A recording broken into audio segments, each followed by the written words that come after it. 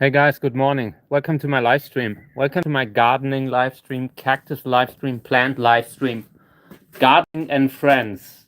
Today's the first day that I have it as that subtitle. I just want to spend the day gardening with my friends. So yeah, gardening and friends. Hey, good morning, Pear. Great to see you. Hope everything's okay. How's it going? Yeah, it's cooled down substantially. So today we can garden. We can do a little bit of gardening again. Next week it might get hot again. Hope everything's okay. Yeah, what else? I have a few things today. I want to repot. I have a lot of coconut fiber here again. We have to start repotting little cacti. So yeah, a lot of stuff today, and I just want to spend the day gardening. Yeah, always happy to take questions and that kind of thing. Thank you everyone for being here. I appreciate it. So let's have a look what's going on. Yeah, here's the coconut fiber, and I want to start soaking that later. Yeah, we will soak those so we can use them, and we will do it right away. I wanted to show you something that I got. This is not an ad, okay? But this is something that I got that we will try out. This is from Parkside. I already have one by Gardena, I think. Yeah, and this time we're testing one by Parkside. I just got it. My mom, from time to time, she brings me something that she believes I might be able to use. Yeah. So this is something that we will test. Hey, good morning. Great to see you. Hope everything's okay. Welcome to the live stream. Yeah, I have a lot of stuff to do today. A lot of plants on the desk here. I want to water the beans.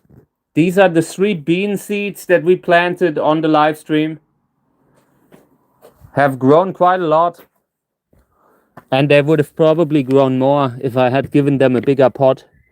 I don't know, I just wanted to see how they look. I thought about doing time lapse and that kind of thing, you know. So yeah, I'm opening up a little bit of these coconut bricks, and then we're soaking them with water, and then we can use them as medium. Want to do more of that in the future. Work more with coconut fiber as a plant soil. Could be really good. So we will see. In the last 2 months, we've already repotted a good 20 plants into coconut. So this comes in here. I think we're doing 2 at once because they will swell up quite a lot. Got to be careful that you're not breaking the box, because eventually this stuff can generate pressure.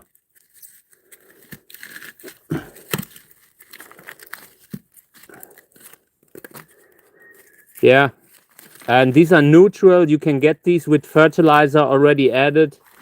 In this case, this is just classic coconut fiber without any kind of anything that would be like you have to fertilize that stuff right away. You can't really use that without fertilizing it.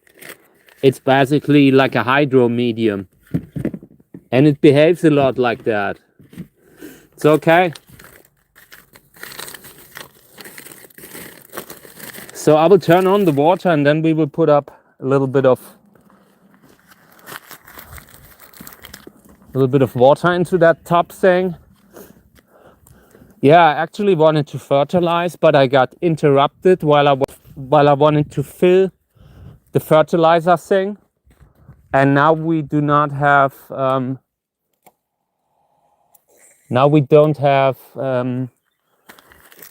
fertilizer in that thing. Usually that fertilizer attachment has a little tank that you can fill up. Yeah, we will do that the next time. Maybe tomorrow. I wanted to show you pink stripes here. Pink stripes is still open. Check this out. This is not a good sign in regards to the fodder that we use to pollinate it. When you have a flower that is open for so long, that is not a good sign. most likely the pollen that I used as fodder was incompatible. When you pollinated the flower, I mean, very often they will close once they are pollinated. There's some that stay open for another day or so. So you can't really say for sure. Could be the case here too. Check out the pumpkin here. That's what I wanted to fertilize. You can see the color change here. This is getting yellowish. This seems to need a little bit of nitrogen maybe. We will be fertilizing that thing. I mean, it's a big plant. Has a lot of tendencies of a weed. So I'm not really too concerned with fertilizing it. I mean, if it has these discolorations, we will fertilize. But it's really, I mean, it's not, there's a limit, you know. This plant's already huge. It should have just slowed down a little. There was so much soil in that box. It could have made it all through the summer if it hadn't been so, like, growing so fast. This the one, I think this the one where we should collect a little bit of pollen, right?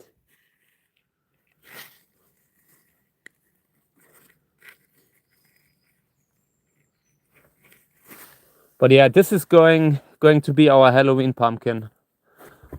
Wanted to show you the tomatoes, by the way. Check them out. This is a nice spot here, like in the forest. So far the animals leave the tomatoes alone. They are not really eating them. I mean, it might still happen. But for now they're doing pretty well. For the fact that I haven't really staked them up so high, I think they're doing pretty okay. But this is the coconut fiber. This looks a little bit really bricked, you know, like when the medium gets so compact from drying out that it gets hard to really saturate it again with water. And that is something that Remo said with the coconut fiber, I think.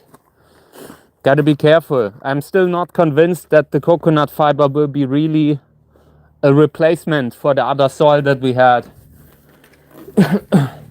Okay, let's water a little bit. It's a good time to water in the greenhouse. Yeah.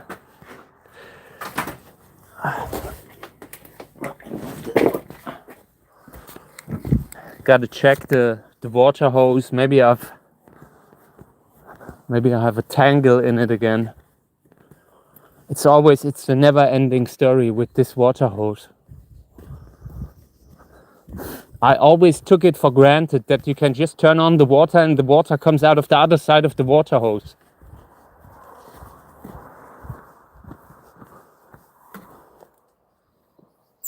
I don't know.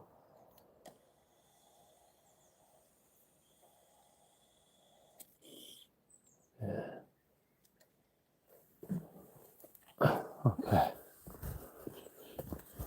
Normally it should work. I'm not sure why it's not working. I mean, there are a few bends in it, like always. Oh, this one maybe.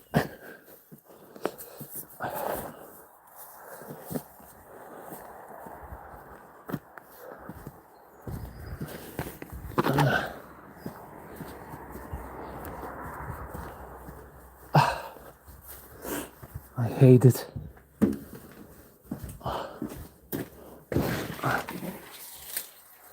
Yeah, okay.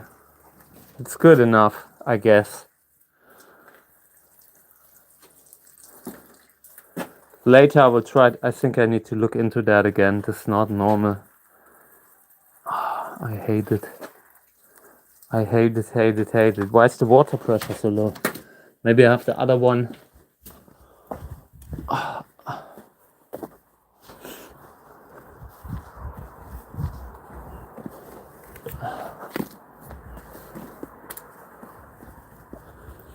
It's also too long of a hose. I thought I need a much longer hose than I actually needed. I got 50 meters and I only needed something like 35. So I have that extra extra meter, those extra meters lying around here.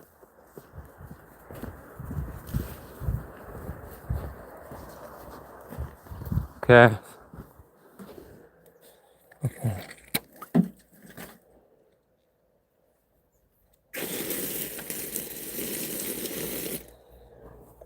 This should work actually.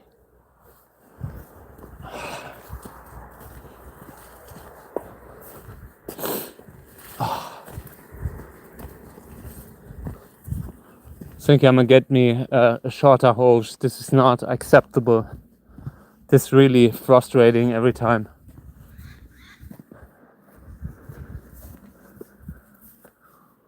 I don't know what it was, like a magpie maybe?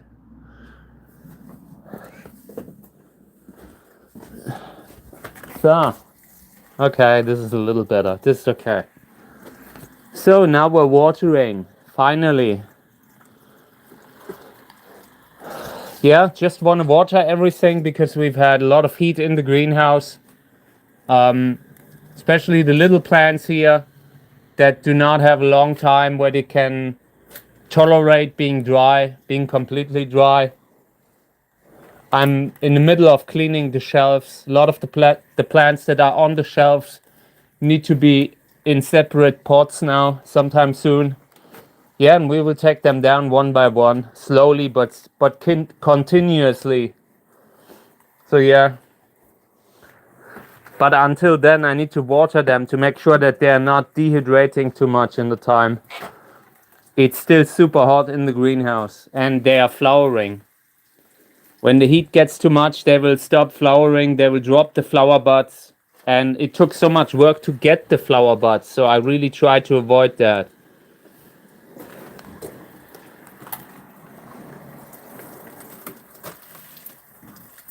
This one here too, this one had dropped quite a few. All the pollinations that I did weren't successful. It dropped them all failed. Here's one that succeeded. You see the fruit here on the arboricola, glauca. And the father was an arboricola hybrid, I think. So yeah, with that one at least we have one fruit. That's pretty okay for me, and it might as well drop it, you know? When you get these excessively hot summers in a greenhouse, the plants can easily drop the fruit just on one day, you know, like spontaneously deciding, hey, this isn't vibing with me. So yeah, giving them water now is a good thing, especially when the heat goes too much.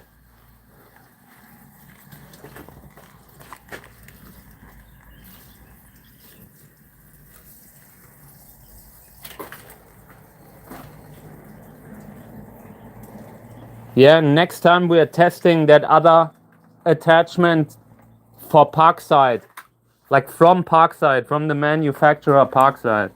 And it's not an ad. I just want to see how it does in comparison to the one that I have. But this is probably a little bit different than the other one, like a different model. So we'll see what it can do. Yeah. Gotta weed out the greenhouse. Maybe repot a few. I already selected a few seedlings for repotting.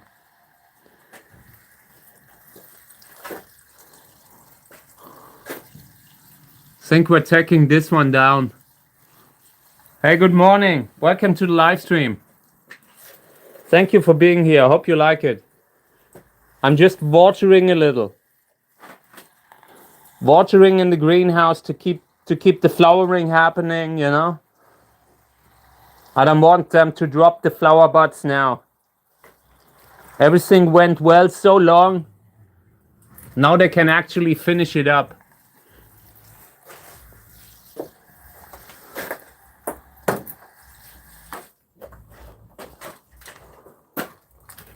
Oh.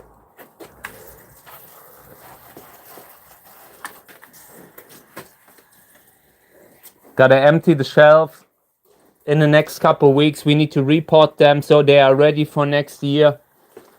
There are a few good plants that I really want to see in bigger pots, you know.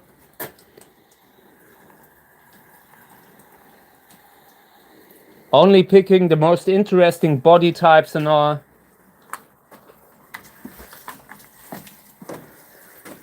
Yeah, this one needs to go out. This one here, maybe. I'm not sure, I haven't decided. It does pretty well inside. This is one of the Bolivian species that have it a little drier. Same as this one. But from time to time spraying them like I do suits them well. This one too, this is Thaiensis. Thaiensis and Karmagensis. This one also needs water. This is something, this is one of the plants that we should repot this year. Like by the end of the season, this is one of the plants that I would love to repot. Right now when it's flowering, it's so sensitive, it would instantly drop the flower. But afterwards we might actually take it out of the pot and put it into something permanent, you know, like a bigger one.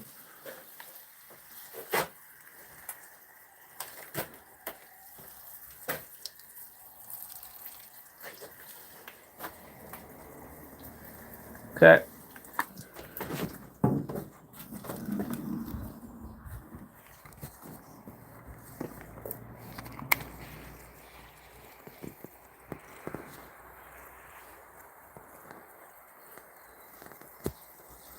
So when the sun comes out, like when it's really getting hotter again, it's good when they have caught up a little bit of humidity, a little bit of water, because we might get another heat wave like last couple of weeks.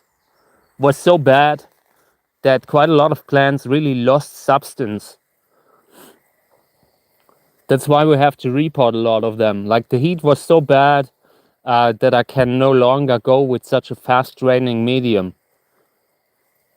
We will be repotting a little bit into coconut fiber. Also the small ones, and then we'll see how they will do next year. Hey mate, welcome to the live stream. Thank you for being here. Hope you like it. What's going on in your life? I have supported the Australian football team, the Australian football soccer team, you know, yesterday, but they unfortunately didn't make it in the penalty thing. But yeah, I supported them. And you know, with the Germans have been so bad this World Cup that yeah, it's a big success for like that they got so far for me. Like looking at Germany, I was surprised they got so far. But yeah, I really like them. Like I've been watching the game yesterday.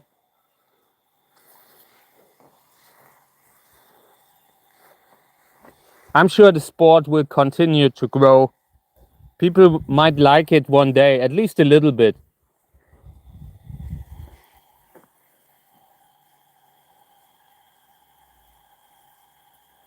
Yeah, okay. We are watering the plants a little bit. Just making sure everything gets a little wet here. Yeah, let me fill up the coconut fiber because that will take a while to soak.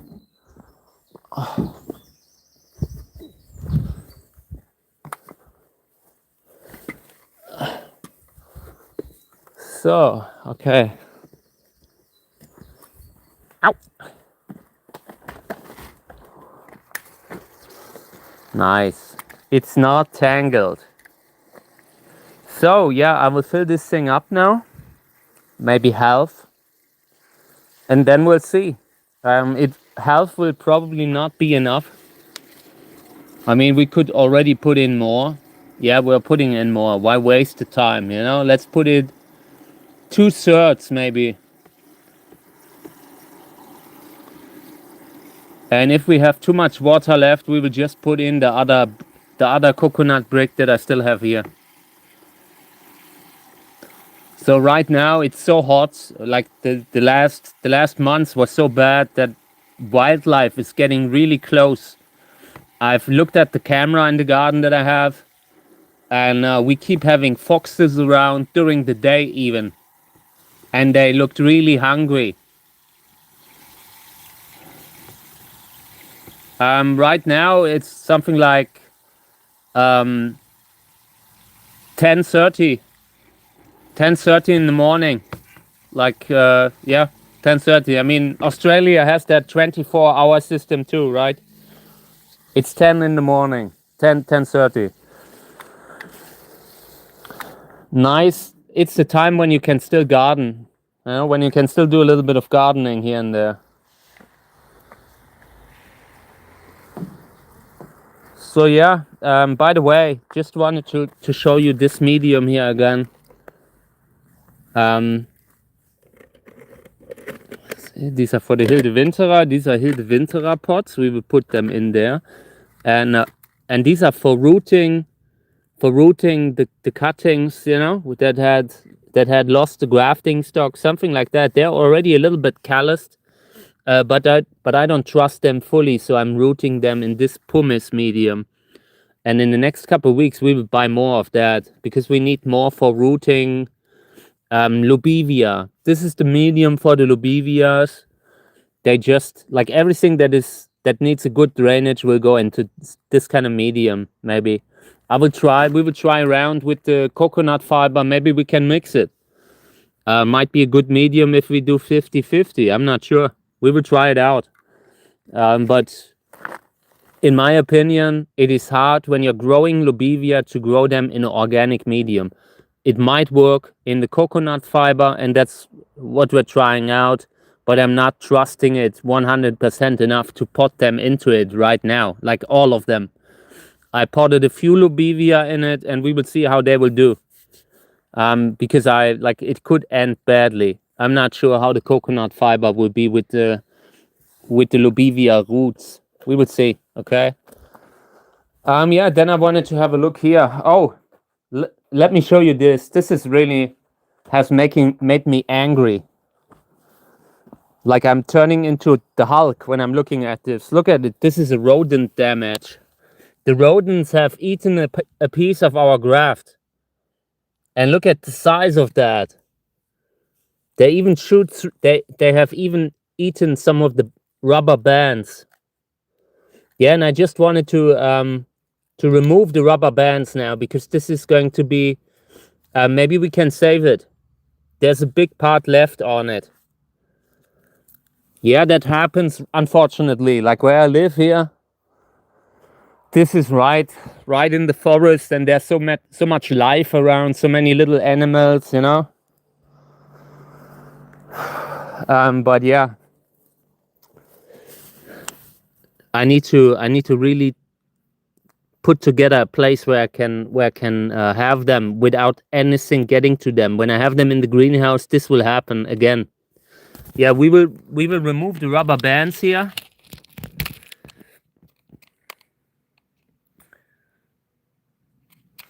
Yeah, see, this is not good.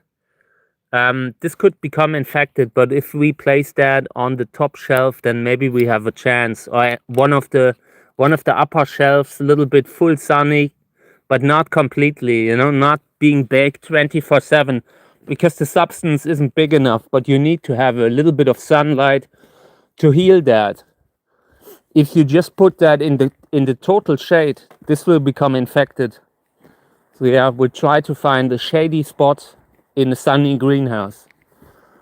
Sometimes you get a feeling for the kind of spots that you have, for the good ones and the bad ones. Maybe I can put it here somewhere, like with the other seedlings, so I see it. It gets sunlight from the side. Let's put it here. This is okay. Here in front of it, gets a little bit of shade from the plant. But this could become infected, really. This is really like a 50-50 chance. It's probably rather that it gets infected than not. Yeah, they ate almost all of it. And this is, I think it's one particular mouse that is doing it, because this has never happened before. It only happens in a specific part of the greenhouse. It's like that one mouse has just gotten the hunger for cactus. But usually they leave the columnar cacti. It smells like fire. I think the neighbors are grilling. I hope the neighbors are grilling. Let me see. Yeah, neighbors are grilling. Okay. I thought it was burning. Gotta be a little bit quiet. I don't want to hold up the whole neighborhood here. But yeah. What was I saying? I don't care. Yeah. Let's see. I have a few plants that I wanted to clean up here for propagation. So let's clean this up here. Want to get rid of the oxalis. Yeah, what I wanted to say was that the mouse completely leaves out the columnar cacti, and it mostly eats Lobivia. This has been happening consistently for months now, and it's been always eating up the really good Lobivia. I mean, they are probably relatively devoid of any kind of anything spicy. At least that's how I explain it. You know, they look a little bit more like you can confuse them with something to eat, you know? Yeah. And they're gone afterwards, like totally gone.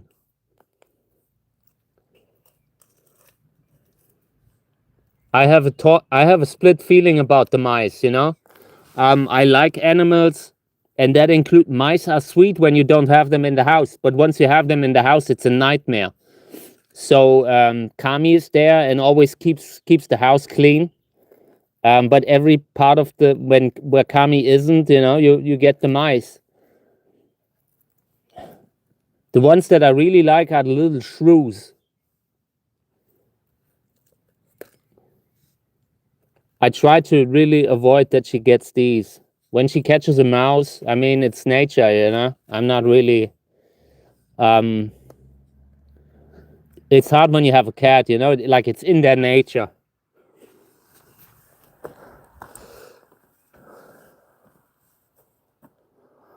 I really think, like with the Lobivia that it's eating, it's rather harmless, you know. It really leaves all the plants that could have potential to be toxic, you know. Like also maybe in regards to the skin color, maybe it's also the skin color. Maybe they see a blue skin color and don't go at it, but when it's green, they really like it. At least that's how I suspected it might happen.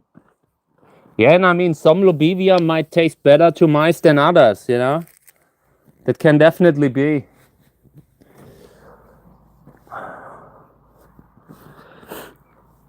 Yeah, I need to get the disinfectant. Oh, by the way, check this out. I have here this plant. This is the plant where I recently did the time lapse with. Okay, and that time lapse went viral, really viral, like in the millions. And then I lost the plant. I suddenly realized I hadn't seen this plant in weeks. Like since filming this thing, I hadn't seen the plant. So I was walking around everywhere looking for this plant, because that is a really good hybrid. Like the flower is superb. We will be repotting this. This will go into coconut fiber. It's a Sorensia telegona hybrid. And yeah, the flower was super nice. Big, nice flower. Pinkish with white. Yeah, and I found it behind other plants that have fallen over. Like I had leaned it against something else somewhere, and 2 or 3 bigger plants had fallen on it. I have no idea what happened to the flower. Could have very well been successful, and when the plants fell on it, that broke off. I'm not sure. Yeah, I mean, with the fencing, I have torn feeling about that. We had fencing. We had a pretty good fence. And one night, one of the deer had kind of in darkness ran into the fence, and it was pretty bad. That was the reason the fence was removed. But yeah, might actually have to get something very soon. Like that is something that I've been thinking about like the whole week. Because on one hand, it's nice to have nature in. On another hand, like when it happens with the chickens, when you have a fox or martens that are taking the chickens, then it's not so nice. I'm always torn about that. I like nature. I like when I can go out in the garden and I see a badger or something like that. But yeah, you always have to. We'll see, and we will see with the channel how it goes with the channel. I mean,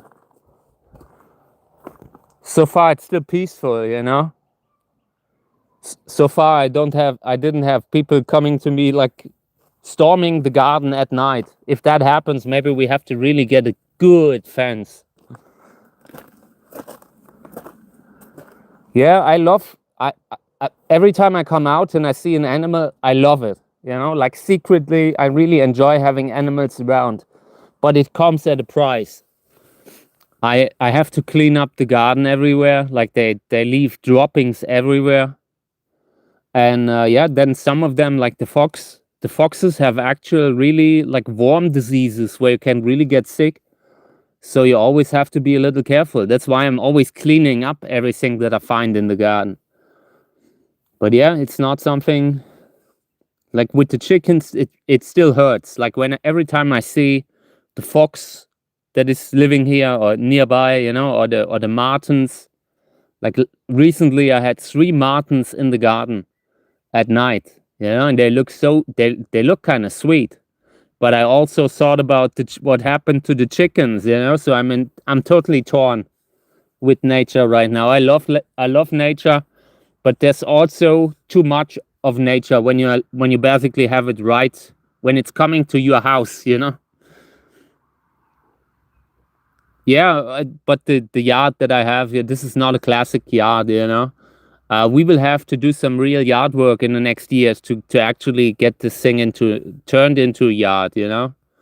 I mean, that's what I want to do here. Like this part here will be straightened out, so I have a straight workplace. Maybe a bigger greenhouse. The little things, when you're a gardener, when you enjoy that kind of stuff, a good greenhouse goes a long way. Yeah, but I'm happy with the gardening right now. I mean, I'm saying this so often, but it's so rewarding. Yeah, I really find martens super sweet. I mean, and I'm so torn about them again because there can be such a huge problem when you have chickens. And I've seen the pain that my neighbor had and I had, because I'm missing the chickens every day. But at the same time, they're cool animals. Yeah, we have so many of them. Like when I walk around in the forest here, you can't walk 1 meter without coming across droppings of martens. This is really an area where we have a lot of them. They're constantly on the roof, in the roof. Like from time to time when Mika isn't there, I can really hear them below the roof. They somehow get in. And yeah, that's something that you see here everywhere. They are damaging the cars, like the cables and all. Yeah, but at the same time, cool animals. Can't blame them for being the way they are. It's just their nature. There was a rooster. The rooster had died. The rooster had died a few weeks prior, just a few weeks prior. That was probably the reason it happened. But yeah, before that, like there was one situation where a buzzard got through the net and it had really flown through the net, and the other rooster had fought bravely and had protected the stock, but didn't make it, you know? Like, there were 2 beautiful roosters that he had. Yeah, they were such nice kind of animals. But yeah, they were already a little older. And he had just beforehand passed away, you know? Might have really been the reason. I'm not sure what he does. I think he doesn't want to have any chickens anymore because it's so painful. Like in the beginning, it took maybe 2 years of learning time where he had to build a coop. Like the coop was always amazing. The one weakness was the net around it. And he had used a net that was just not strong enough. And when that buzzard came flying down, they went straight through the net. And that had caused 1 or 2, I think, over the years. I had prevented 4 or 5 attacks on chickens. And since my window broke, I couldn't hear it anymore, and that was the reason that it happened recently. Like the mechanism in the window has broken. I usually was always able to tilt that window, and then I heard when something was going on. Like if my neighbor ever gets chickens again, I'm gonna let that window being fixed, you know, so I can hear it again when something happens, because I'm still regretting that I didn't, you know, that I completely missed it when it happened because I was there.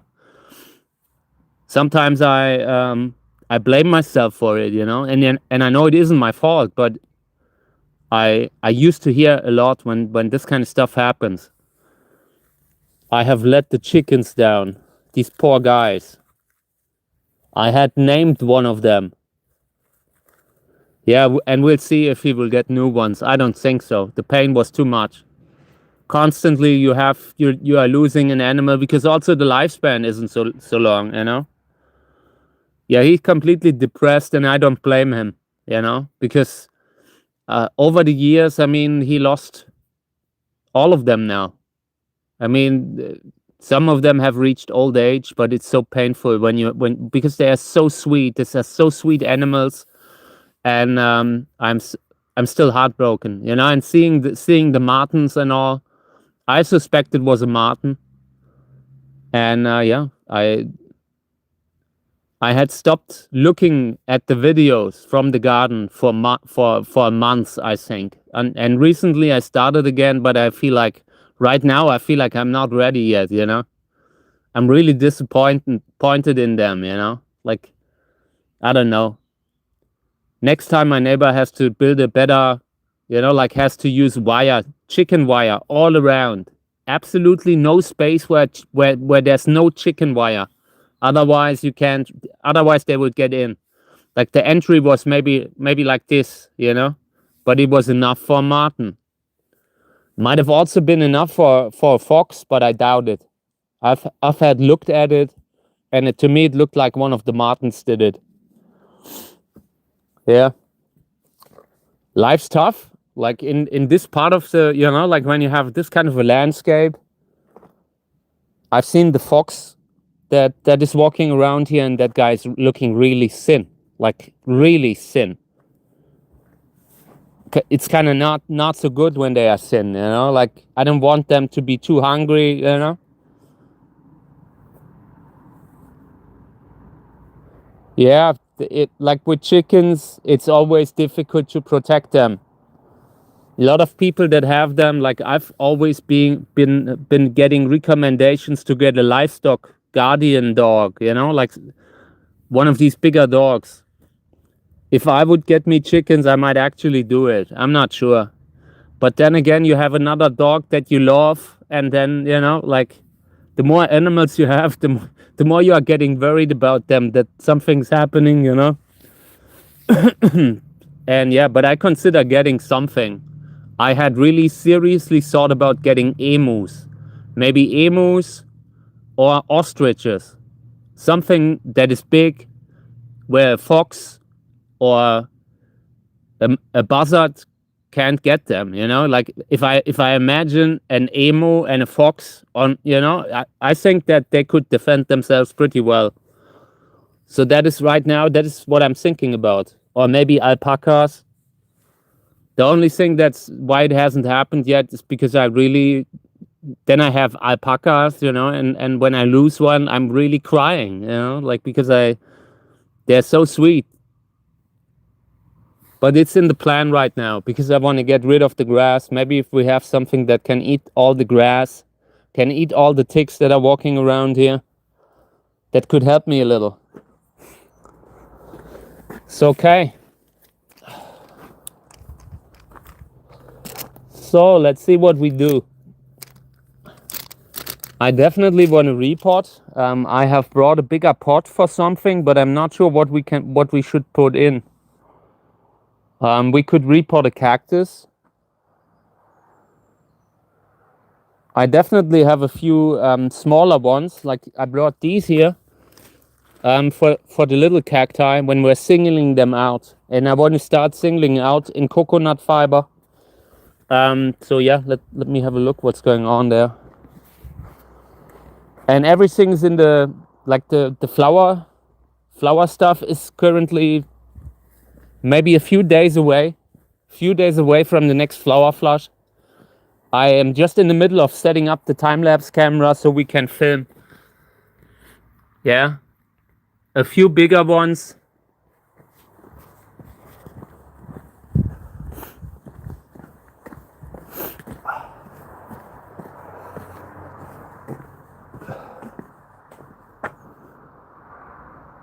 What was it? Oh yeah, this is the thing that I want to use for the fertilizing. You basically put the fertilizer in that, and then you can attach the water hose. We will be definitely doing that tomorrow. Yeah, I would really love to have an alpaca. They're cool. They're really, really cool animals.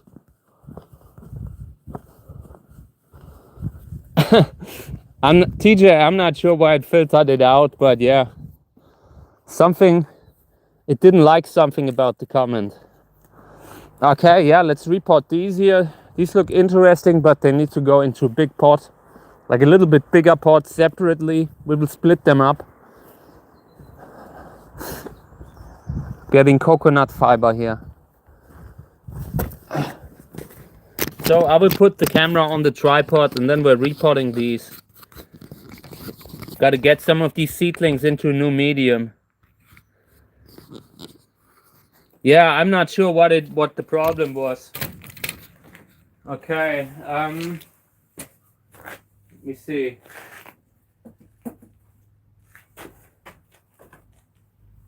By the way, I also brought a few where we have to remove the rubber bands. So let me do that because there's a lot of pressure on that thing. And this isn't good. This is pulling into a certain direction at a certain angle. And that's not ideal. The graft might still have taken, but you rather not have that. Okay. Yeah, but it looks good. In regards to the connection, this has been pressed on really firmly. Just got to make sure we are not getting an infection here. And this is TPM Zelly, I think. These are the reverts of TPM Zelly.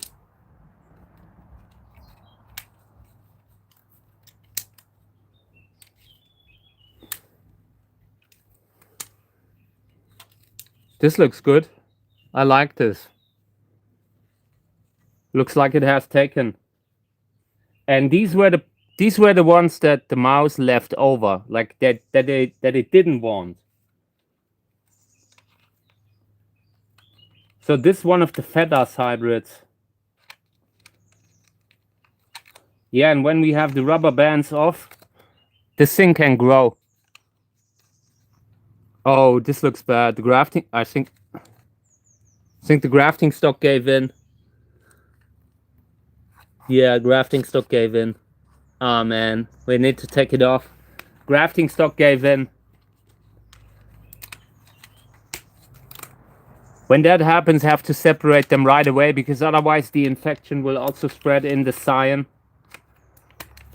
Hope we will get that down again.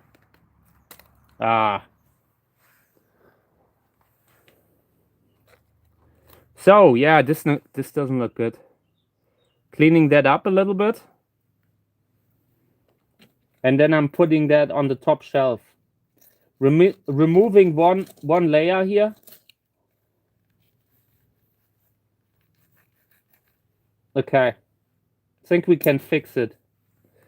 So this goes on the top shelf with the wound outwards so it can callus by the sun. Cleaning it a little bit. And then this thing will go somewhere on the shelf. Okay. Yeah. This will go on the somewhere on the top shelf, and I hope we can get that wound dry within short time. Grafting stock is done. This was a failure. So yeah, top shelf.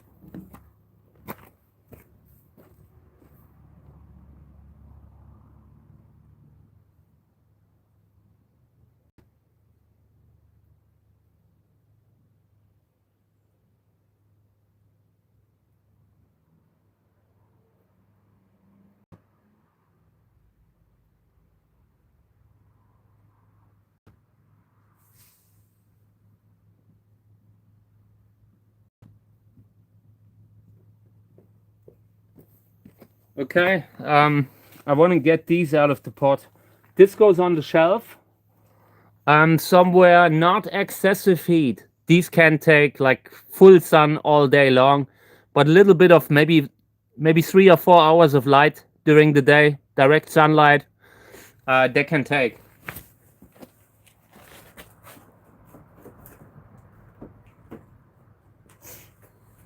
So, okay.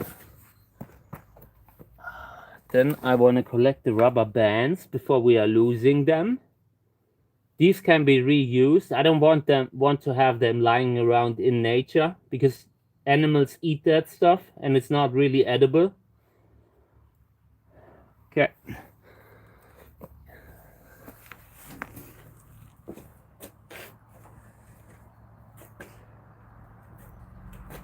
So, yeah, I want to water the beans. These are the beans that I recently grew, and they look pretty okay-ish. Let me see. But they had gotten that little discoloration when they were inside. My opinion, it could have been spider mites. It looked a little bit like spider mites, so I brought them out.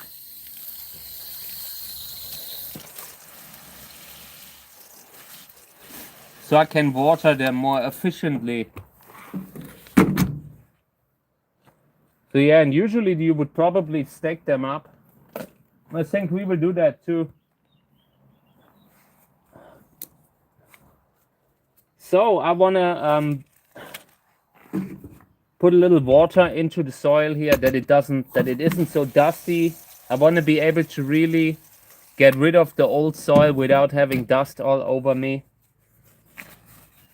And then we're looking at what we have. I think these are Karelkniese. So, and we will use coconut fiber. So I will get these out here. Okay, this is this.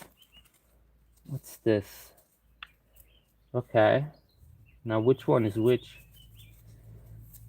This is nothing, this is something else. Okay, I will remove everything that looks like it's gone, like old roots. See, this stuff has been so baked in that I want to loosen it up, shake it loose, okay? And I will get rid of the old soil, and then we're putting it in new coconut fiber.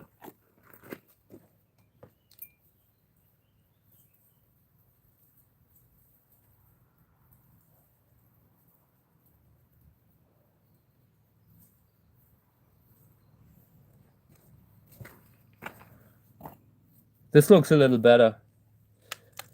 This gives the roots a new chance to actually grow. Giving chances. So yeah.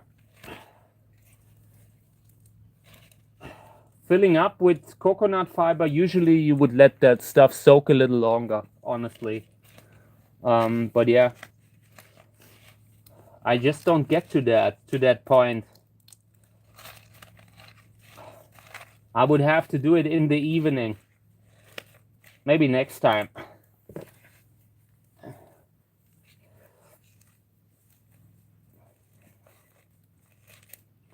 Yeah, and this is, I think, KK2176. Macrogonus number, I believe. I'm not sure.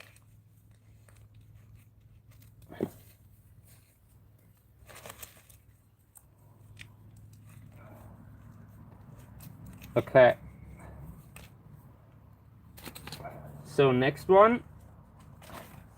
Also getting rid of the excessive roots and all. Which one do you mean? Like this one here? With the green ones there? That is a cultivar called chocolate. Something with chocolate. I'm not sure exactly, like jalapeno chocolate, something like that, you know? Really long fruit. Extremely long fruit. Looks really interesting.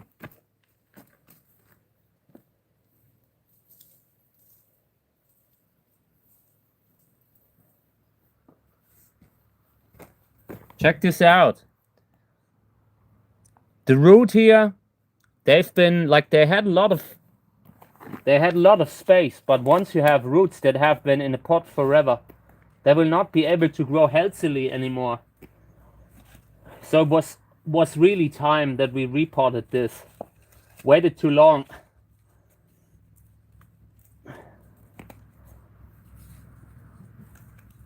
But from time to time you gotta do it.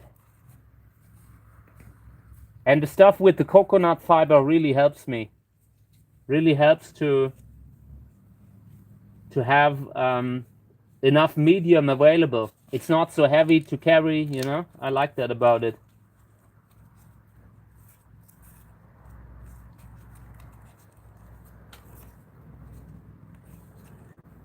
Good.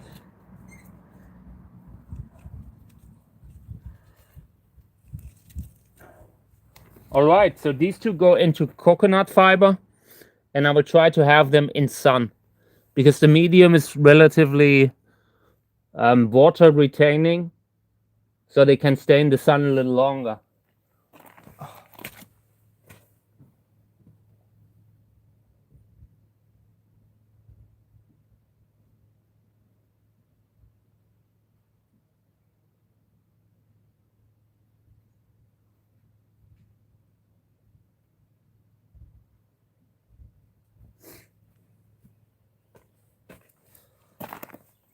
This is the medium that was so bad, that really performed horribly. There was some broken expanded clay in there, and I feel like it wasn't really suitable for life. So many of those had poor, unhealthy root section and that kind of thing, you know. Now that I'm repotting, I see a common theme. When this medium was used, the plants usually looked bad. Okay, this goes in the recycling. This is done. Trying to use more of these square pots here. I get, from time to time, I get round ones, and it's okay, but I rather have something like this. They are also more stable. Like when you lift it up, it makes a difference if it doesn't break.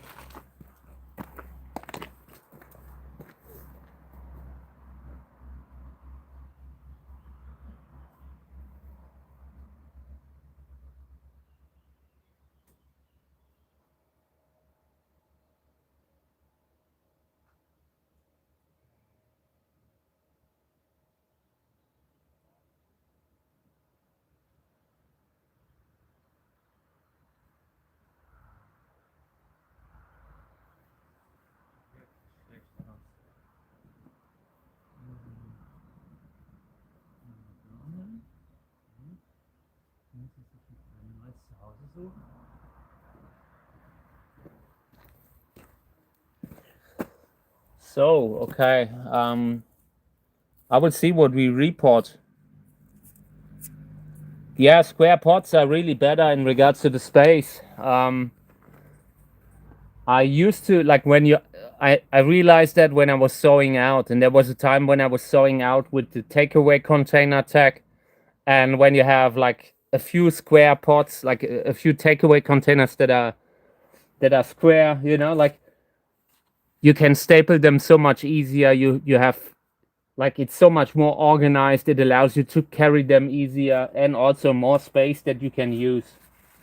So yeah, and this goes in the trash. I don't want to even have that for plants anymore. Maybe as you know, when you need something for the ground to have a little path, building material, but nothing else.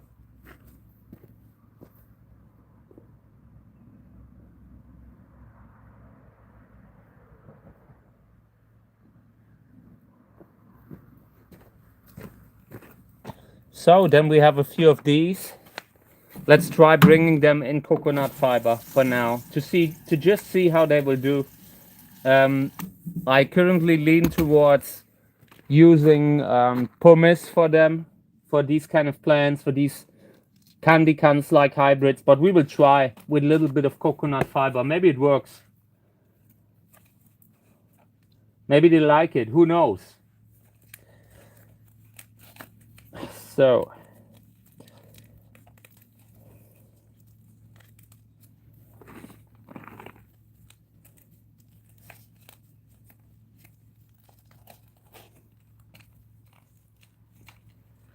I'm sure they will already be happy that they even get new space. That's already a good thing for them.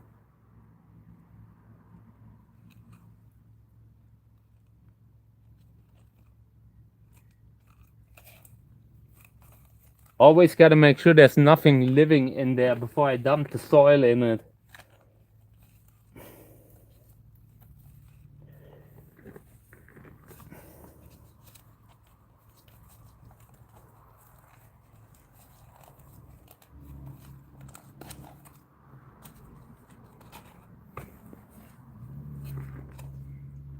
In theory, this could really work. We will see how the practice will be, what the practice will tell. I would really like this idea to work out because I don't like the mineral medium so much.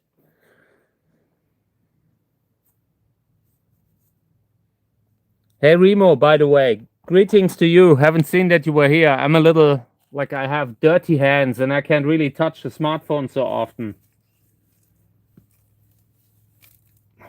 I have been very dirty here, playing in the dirt.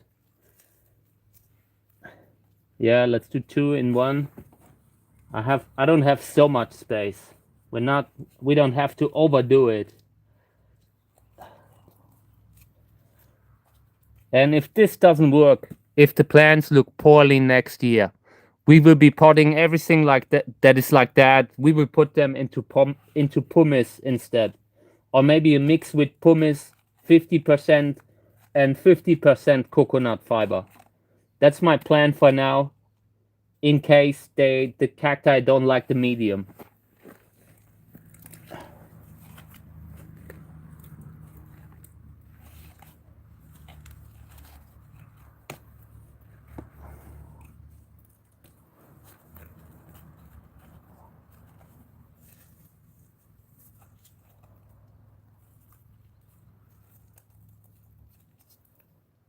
This, come on, man. But you never know which ones have the good flowers. Sometimes you have a super ugly plant that has a nice flower, so we will give it a chance. Okay, one more.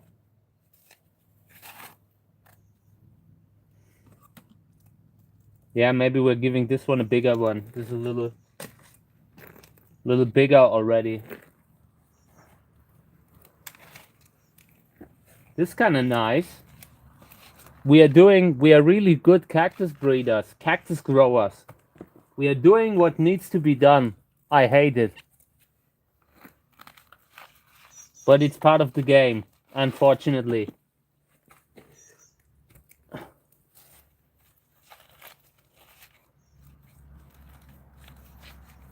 In the past, I mostly used pumice. Last 15 years, I basically had a pumice medium. In that time, I also experimented a little bit with other stuff. Literally every medium I tried. And now I'm basically, I landed at the organics again.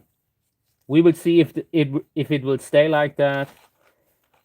But for now, the coconut fiber is pretty interesting. So, okay, yeah, these will also go somewhere in the sun. I will move them out of the way now, just somewhere where they get a fair amount of sunlight. I want the medium to actually dry out.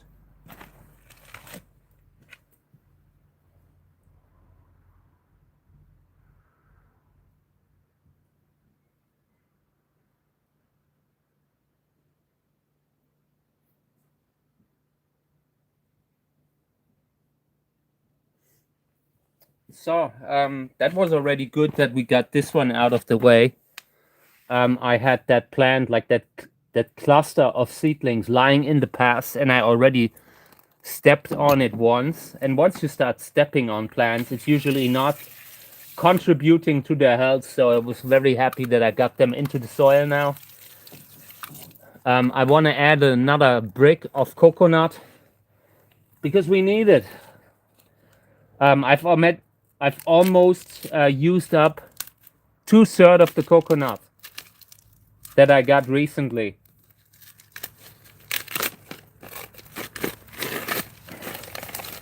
I have to order new one, like new coconut fiber and new pots in different sizes. We need something that's maybe this size. Get some of these, and something that is maybe 40 centimeters, 30 or 40 centimeter diameter. We need to. Okay, let's put in water so the stuff can soak.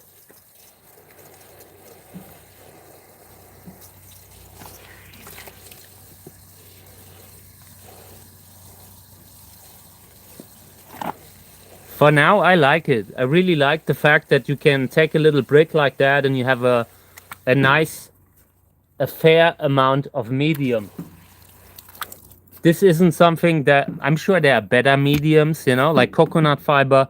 I consider it a little bit neutral, like when you're growing in hydro. But if you use it right with the right fertilizer, it could work. Would be good.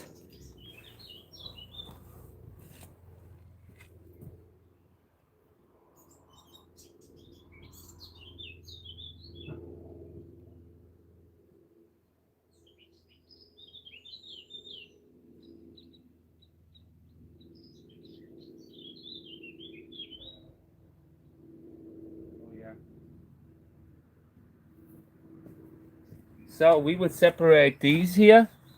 A few seedlings that I've seen that should be split up. Let me see what we have here.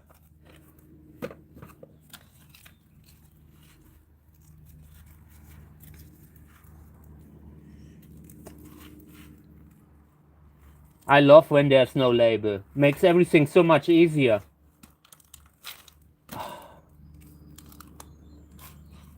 Yeah, this one will get a separate pot. This belongs here, this belongs here. What's this? Probably here. Yeah, let's put it here. We'll see. These will come into smaller one.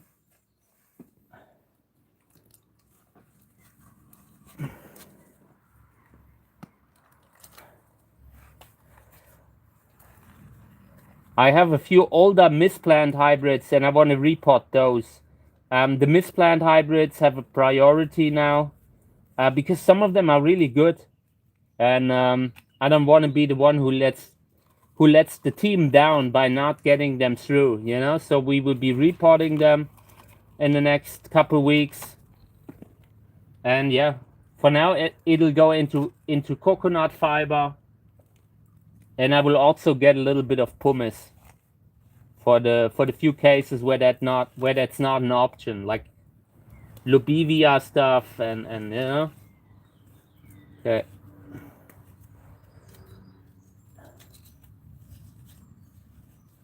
Yeah, I suspect the small one is also scope. This seems to be a Scopolycola hybrid, maybe with Valida, maybe with short spine, with that short spine clone that looks like Valida. Now they have a little bit more space. This will also go same spot, sun, to make sure that the soil dries up. We will fertilize them. I don't want to handle the fertilizer with the hands like I'm doing now. We will fertilize them later. This is too close contact for fertilizer, you know, because I have that stuff everywhere. But it's no problem. I have a fertilizer attachment for the water hose, and we will fertilize the whole collection with the water hose.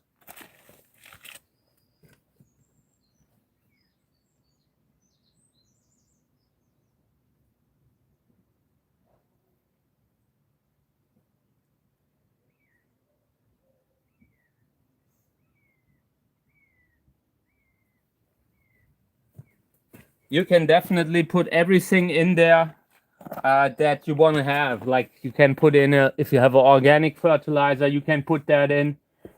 You can put in a pH level adjuster. The pH level of this should be right, should be completely like neutral, I think. But yeah, you can put in everything that you want to have. But the reason that I know that it's clean when I'm handling it, that's one of the reasons why I like the coconut fiber. When I was recently handling the other soil and I found out that it had bone meal in it later, I was quite displeased with it. You know, I really hated that. When I'm working, it's definitely possible that I will be handling this kind of stuff for the next 10 years or so, you know, daily. So who knows? Okay. So let me get rid of the gloves and then we're doing something else. We will select a few plants for repotting though. I want to have, like there were a few that stood out that I really want to have in new soil soon. Let me show you. Yeah, this one here. This one here. This is Cuscensis and variegated grandiflora by Misplant. This will go into a new soil.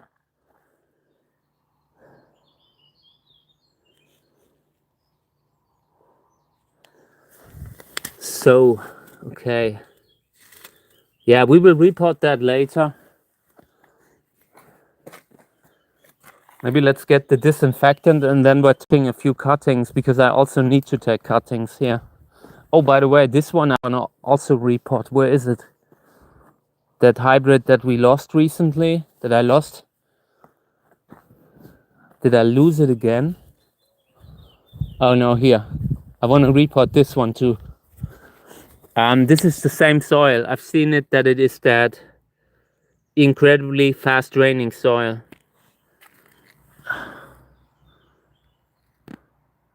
Yeah, this one will be repotted later.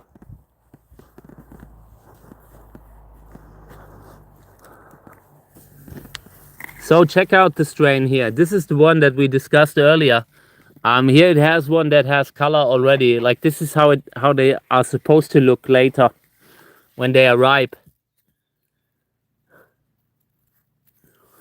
I'm quite pleased with this. This is doing very good. You are great chili. You have the nicest, longest chili that I have ever seen self-grown. I mean, I'm sure there are longer ones in the supermarket, but these are mine. Look at it. So many. What will we do with them? This is Ciliega picante. That's the tiny ones. We will try these sometime soon. This is the Carolina Reaper. Little update. Now it has 3, I think. Maybe we're getting a few more. Yeah, what else? Here's the tomato. So far they are growing without being stacked up. Is the stacking really so important?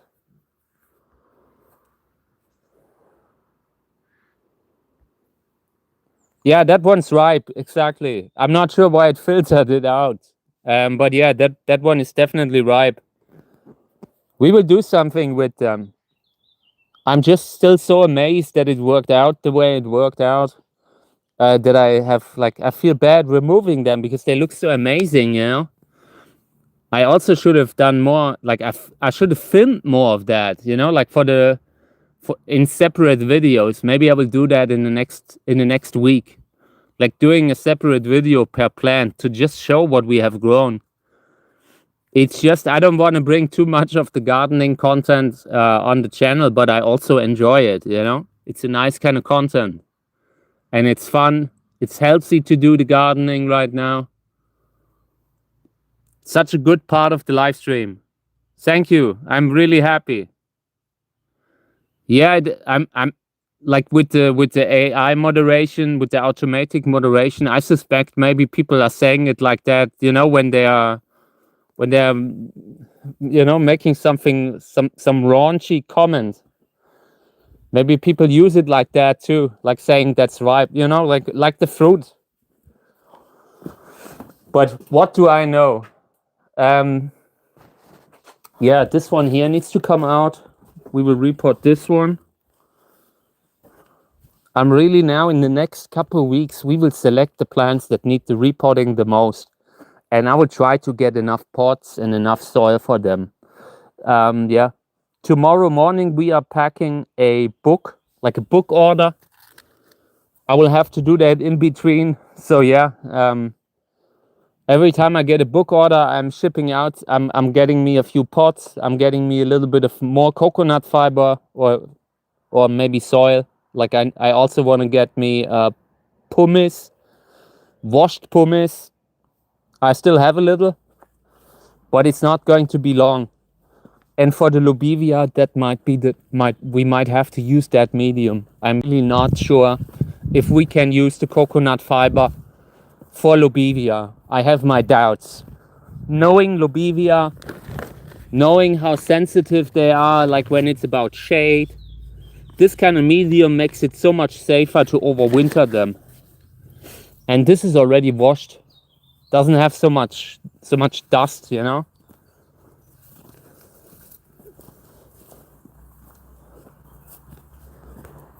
I'm really a little bit scared with the Reaper. I always thought they would be spicy, but not, you know, like worlds above the one that I tried recently. Recently, when I tried the habanero, no, how do you say habanero? But yeah, when I tried the habanero, that one was already super spicy, really bad. And then someone said that the Carolina Reaper are way, way, way spicier. That really scared me a little because it was already like at the maximum where I feel like, oh my God, if I had actually eaten that thing, I would have real issues now.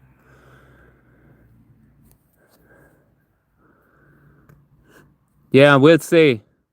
I'm not sure how long they ripen. Do you know how they eventually change color? Like this one here has the name Carolina Reaper Chocolate. So I assume that this one is ripening out to a chocolate-like color, maybe like this one here. Yeah, here. I mean, this isn't. I'm not sure if I would call that chocolate, but that was the name of the cultivar. Yeah, we will. That would be bad, but I'm not. I'm not running away. We are doing that. I'm trying it out. I just don't know if it's a good idea or not. It might be a very, very bad idea. So yeah,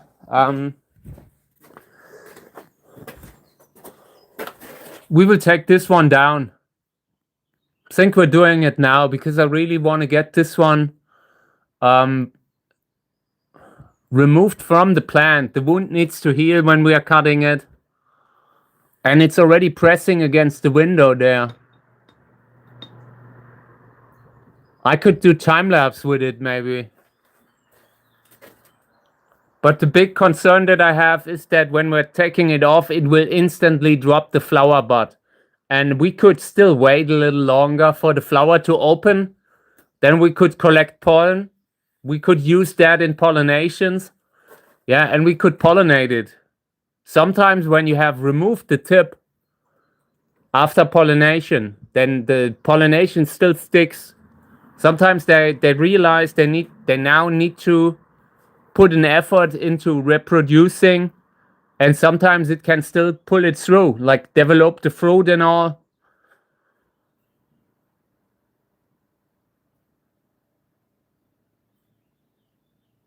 I'm not sure if you can, like, with the other ones, like with the chocolate, with the long one. It always felt like you might be able to eat it. You know, like in the beginning, it still feels very firm, but it definitely changed in regards to the consistency. It's much much, I don't know, not so firm anymore. Like once the color has changed, it definitely like the skin changed a little too. Yeah, I'm really worried about it. I think we're taking it down.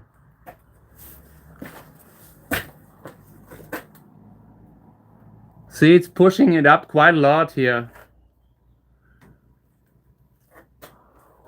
It's such a shame. It's really a shame. I hate cutting plants. I would not do it if I had any other choice. Yeah, let me get the tripod and then we're taking it down. I think we have to. I have the other piece here, and that one's here. Look at it. It's still developing the flower bud.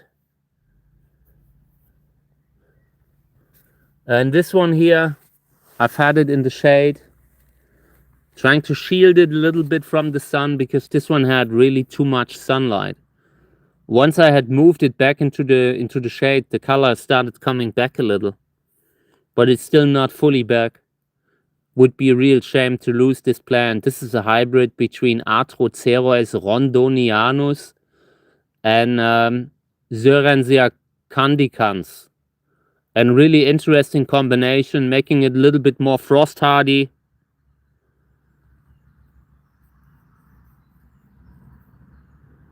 Yeah, I could get it out I could easily get the plant out into the garden, but then I don't know what like in winter it will not survive, you know.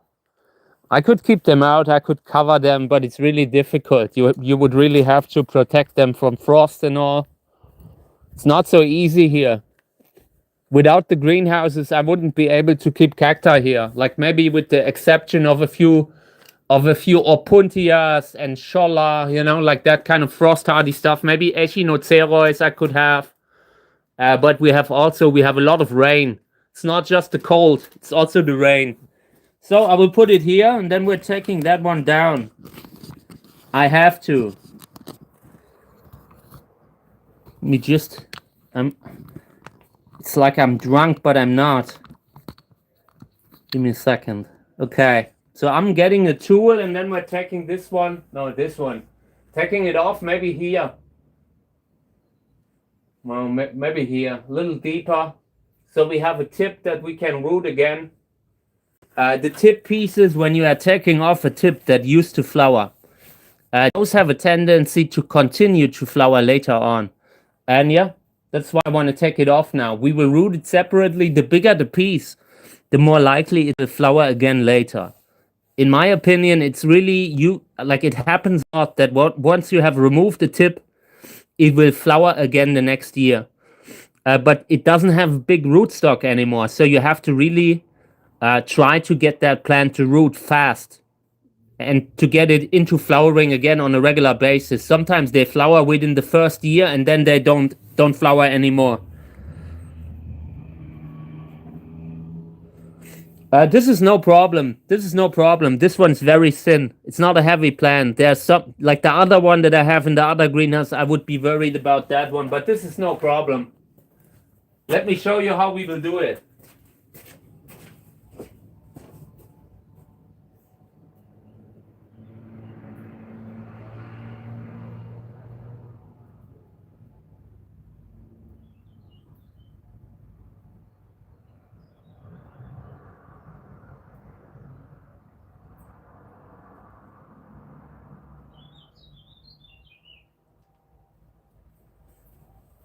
Okay. So yeah, here my cactus grabber. Without this thing, I wouldn't be able to do anything. This is basically a mason jar holder, and it allows me to handle cacti like that without problem. So we're taking off. Yeah, maybe let's do it here. We will still have a pretty big plant, and we can root the tip.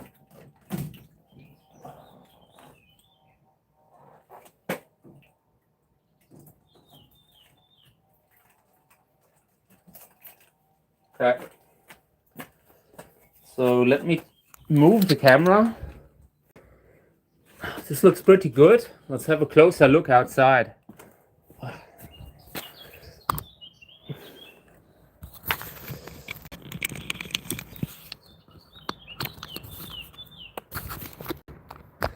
Yeah, okay.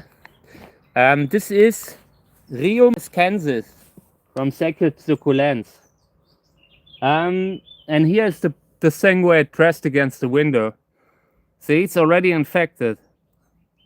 It's not good. We might have to remove this, but for now we will leave it. Just because there's an infection now doesn't mean there will be one later. But this is already bad. This was already waited too long. It's already pressed against the window with quite some force. Here you can see it. Yeah, interesting plant, like botanically, clearly a relative of Brigesi. And whether or not this is actually Brigesi, you know, it might actually be Brigesi. Because I'm not sure where this came from, like what sacred succulents, who identified what, you know, like you have the classic population, and you might also have Brigesi that is similar. And I'm not sure how it is sometimes very hard to say where one species ends and the other begins. Like with this one in particular, you could put that into Brigesi. I could consider this Brigesi any day now, you know. But some of the other plants looked a little bit different. There was quite a range in the plants that Sacred Succulents had visited when they had taken their photos and all. Yeah, there was quite a big range. So some of them looked a little bit less spiny, a little bit less like Brigesi. So it will be interesting to see where the limit is. Like genetically, they will have to test that. Really seeing if this belongs to Brigesi completely, or maybe if it's a correct species, if it's a genuine species, like the original plants from the side looked a little bit different, you know. It looked more like a short spine plant that, you know, SPC. This year's, you can still see the similarity. If you look at the areoles, you still see that little sawtooth bump there. You see here. So this could still be the same type, just a little bit with the range going like. This must be related to Brigesi in some way. If it's directly, they might share a common ancestor that is no longer here, that might be extinct already, you know.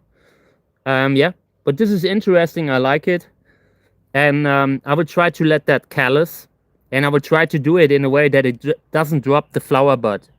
So maybe I will lean it like this against the greenhouse or against a different plant to keep a little bit of oxygen below.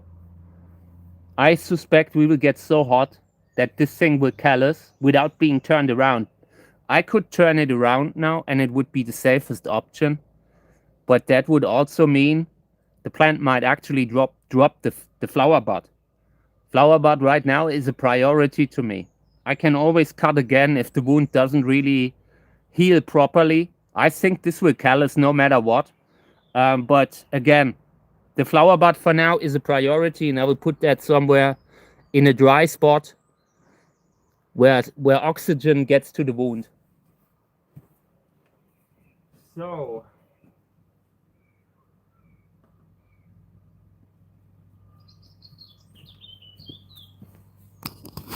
also can't be so sunny during the day. So this here gets a little bit of sun. but not full sun. If you put these in full sun, they will drop the flower buds within a day, or maybe within a week at the most. It's just at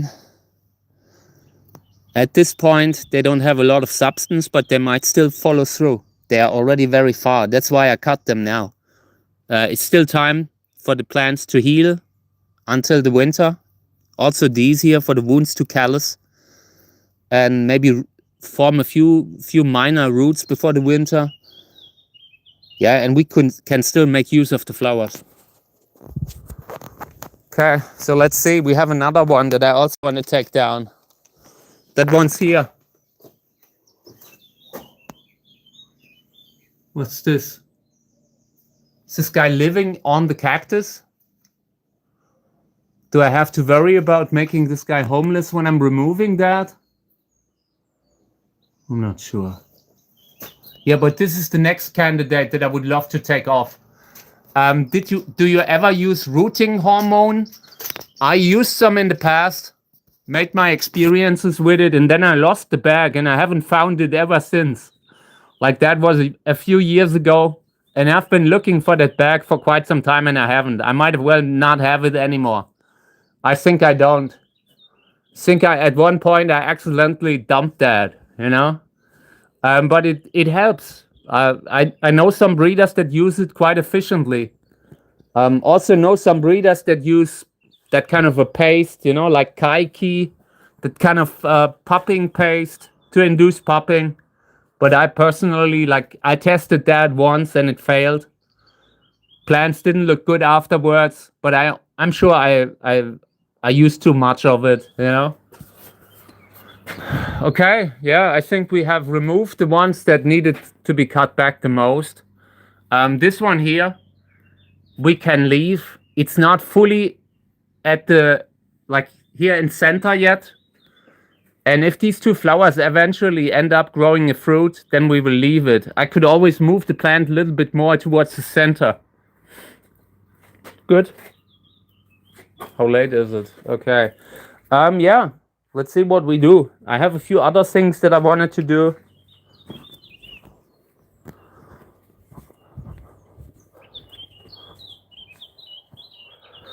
Oh, look at the coconut fiber. Stuff has soaked quite a bit. Yeah, and this is maybe 1.5 bricks. It's really good medium. Like this saves me a lot of the work to carry it. In the past, I always had to carry these heavy bags, and that really makes it easier. So I wanted to consider repotting these here, by the way. Let me show you. They are nice. This is from Miss Plant. Let me see what's on the label here. Oh, come on. Betsy crossed with Betty Boom. Cross 463.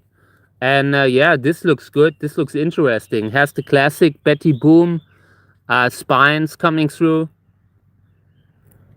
This is really interesting. I think I want to repot that.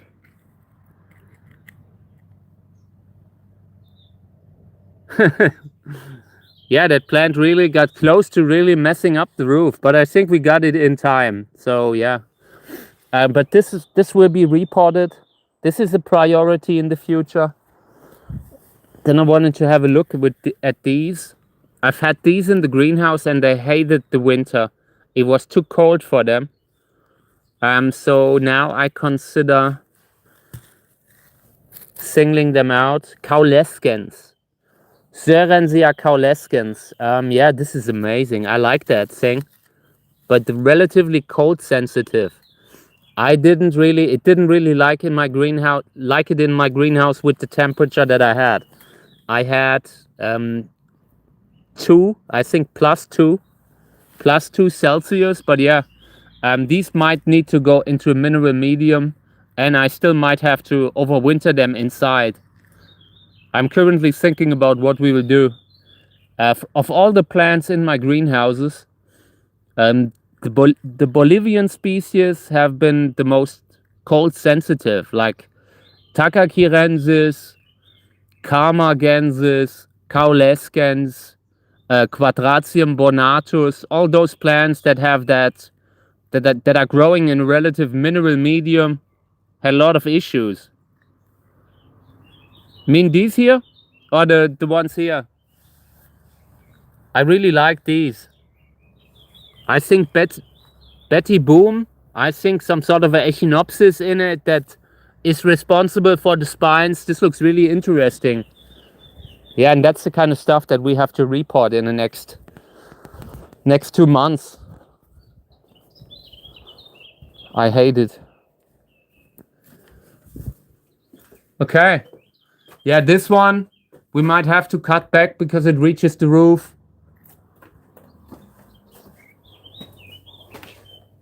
The rest will be okay.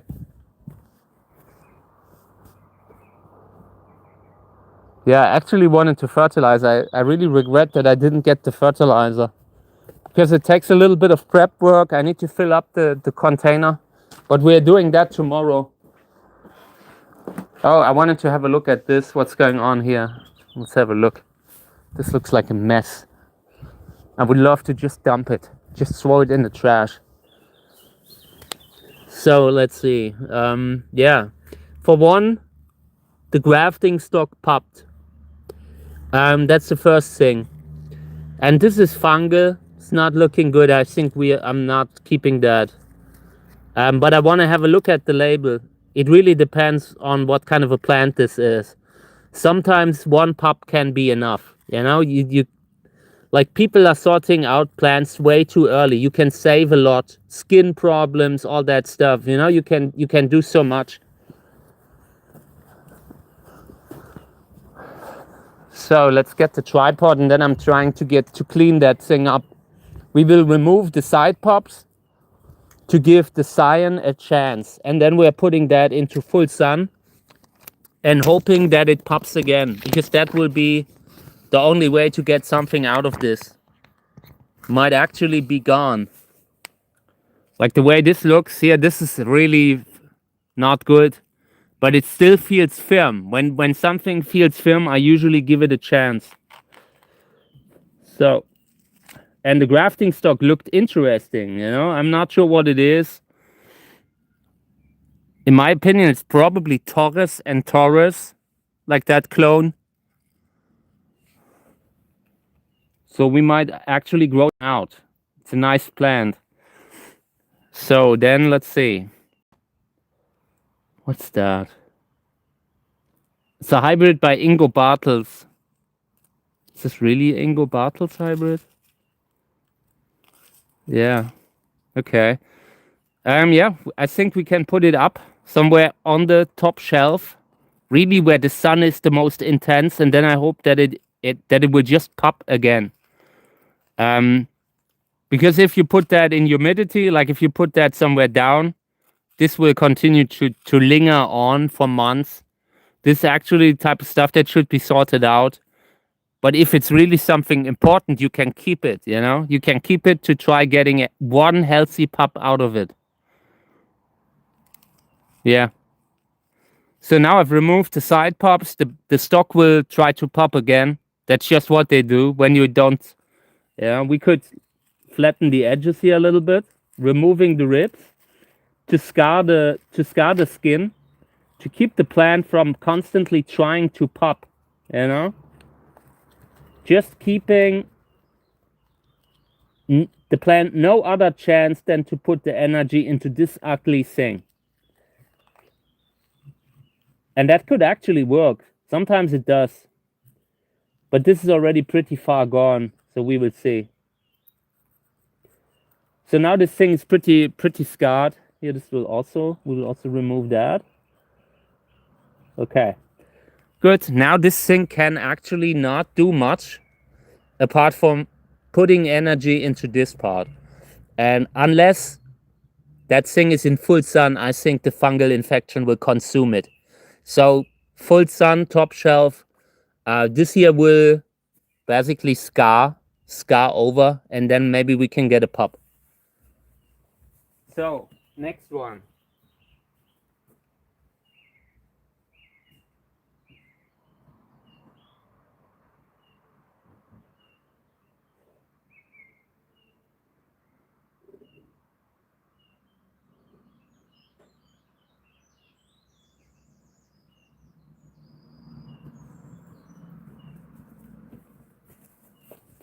So I have this one here that ran out of soil, and I want to put that into coconut fiber. Here's a pot that we will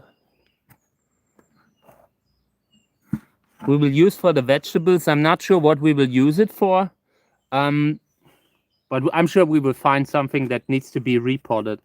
Just want to remove a little bit from the pot here, so I have space for that thing. A little bit more maybe.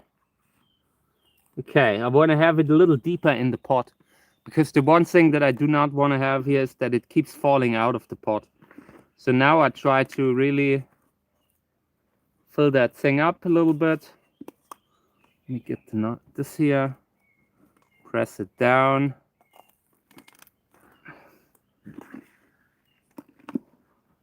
If in doubt, you can always handle it with this kind of thing. Any kind of barbecue tool will do fine.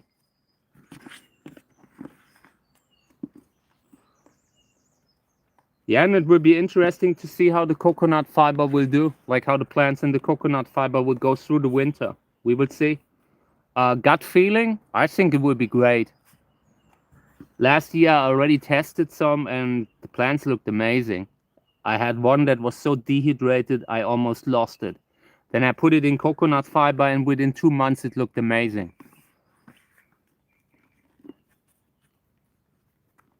Okay, so let's use this here to correct. Yeah, okay.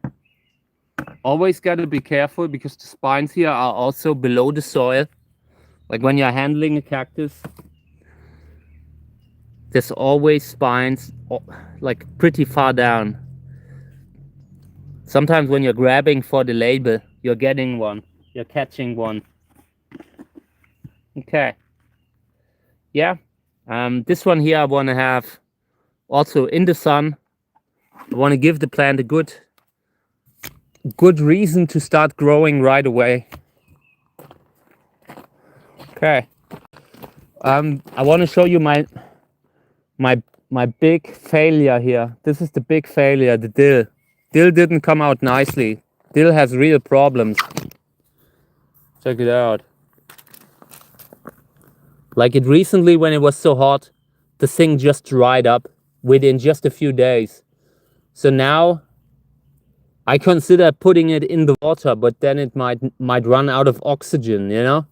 Like when you put a plant in water, that's usually not so good. Maybe we should pot this one into something bigger. But yeah, this is the one where I'm really unhappy how it came out. Looked very nice for quite some time, but when the great heat came in, it really started to let itself go. Let me see what's going on here. This is one of the Carolina Reapers that I repotted. Oh, this one needs to be upright. This can't lie. You can't lie around, my friend. You are not done here yet. Don't go towards the light. Yeah, I want to root this one here, and I don't want it in the full sun. This plant here is nice. It shields it a little bit. It's at an angle, so the wound has a little bit of oxygen. And the medium coconut, I think it might be good for rooting. We will see. I used to root in sandstone sand, basically with loam, really loamy soil, red loamy soil that I use for rooting, and I really like it. Check out here, you can see it. This is basically what I use for rooting. Local soil that I have here, and it's really, really good because it dries out so fast. But yeah, when you're rooting something, when it dries out too fast, that's also not good. Check out this one here. Starting to grow fruit, like seeds and all.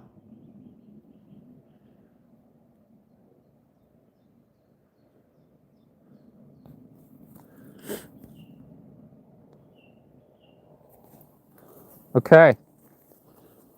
Yeah, so in the next, I think the rest of the season, we will have to fight with repotting, taking cuttings. I want to preserve the genetics that I have. You know, I have some unique plants. and we have to preserve them. Yeah, but we really have to long term. I wanna scale back a little. Like this year, we will go through every cactus before we move them into the greenhouse again, and sort a lot of stuff out. I need space for gardening. Okay. So yeah, we could. I consider repotting that one plant that is in two. Like for one, this one. This is Cactus by Misplant. Cactus variegated grandiflora by Misplant. This is a good one, but it's tiny. This needs to go into a really good soil, something like this. In regards to the pot size, and that other one that we had, I want to get that one into similar soil, similar size.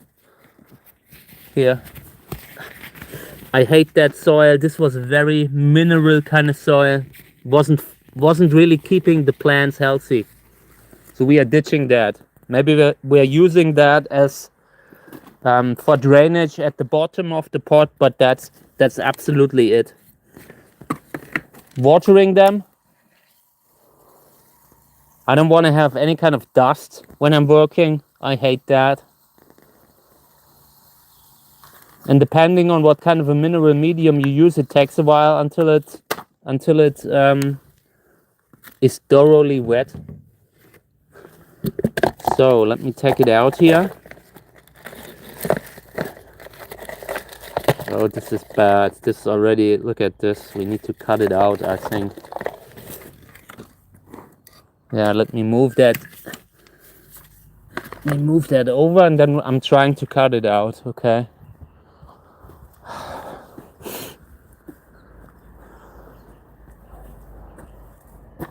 It's probably good that it was able to grow out the pot. Sometimes when you have something in a small pot, they get really inventive to actually grow.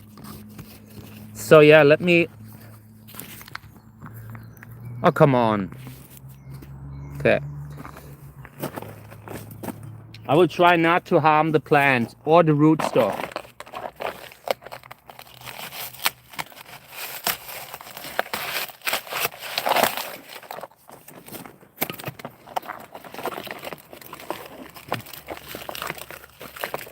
Yeah, okay, we lost a bunch of roots here, but it's okay. It happens. Now I really want to get rid of it. I hate it. This already feels bad, like a bad medium. There's also nothing that's alive in there.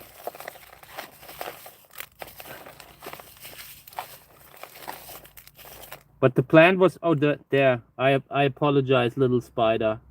I'm sorry. I apologize, little spider. I'm sorry. I give you this plant here as a new home. Okay? Please take my humble apology. Please go into the new soil. Los. Go. Oh, come on. I'm sorry. That is what I hate. When I'm removing soil and stuff like that, and there's a little insect in there, I really don't like that. Okay. So this will go into coconut fiber. Yeah, I mean, if you plant something, it will go really deep. Like when you leave them out and the pot size isn't enough, then they will go exploring. They will go exploring into the soil, into the ground, wherever they are. Sometimes into other pots. Now I feel so guilty with that little spider. I'm so glad it was still okay. But I made it homeless, you know? So I will definitely put that plant back when I'm done here, like where the spider is. I hate that. It must feel horrible when some giant comes across and completely carries your home away, you know? Like that is always what I have when I'm out in the garden. You're digging a hole. Then you see the worms, you know, and you're kind of getting a guilty conscience because of the worms that are in the soil. You're building something, you're digging a hole, you have ants. Or, you know, like there's so many different ways where I end up finding life, and then I decide, okay, I just leave that alone and go work elsewhere. You know, there's so much stuff to do here. When I pick something up and see insects, I leave it alone. And when you're doing it like that, you are not really getting something done. It's not really good. Don't do it like I do. But I'm just saying that's how it is. Okay.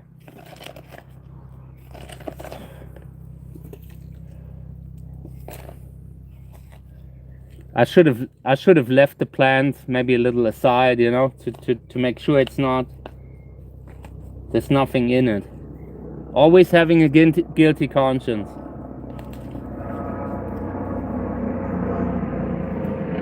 This guy's flying over again. Yesterday too, I think.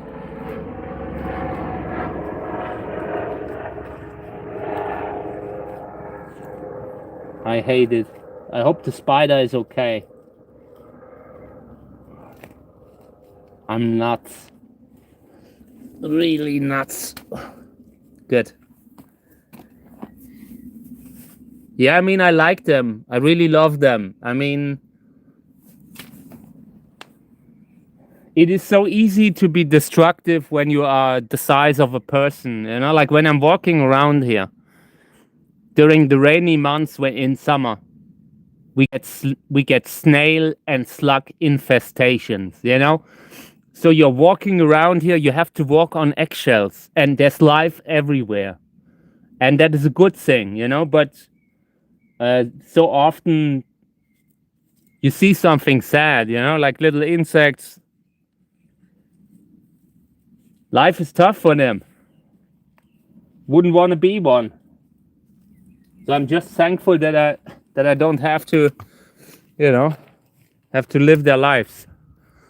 Must be horrifying to be a little insect when you have a giant spider in front of you or something like that, you know? So where was it? Where did I have the plant? Here, I think, right? Where did I put it? Did I put it here? For the spider. I'm not putting it back. Maybe it finds its house again where it was. I'm sorry. Okay, then I have that other one that I wanted to report. That grandiflora. Yeah, I haven't been bitten by a spider ever, I think. At least not that I noticed, you know. I'm sure sometimes it happens when you don't realize it. But we don't really have any species that are dangerous, you know. Like over here we don't have black widows and that kind of stuff. And that makes it very easy to like them. If I would have to worry about black widows every time I'm picking up a pot, things might be different, you know.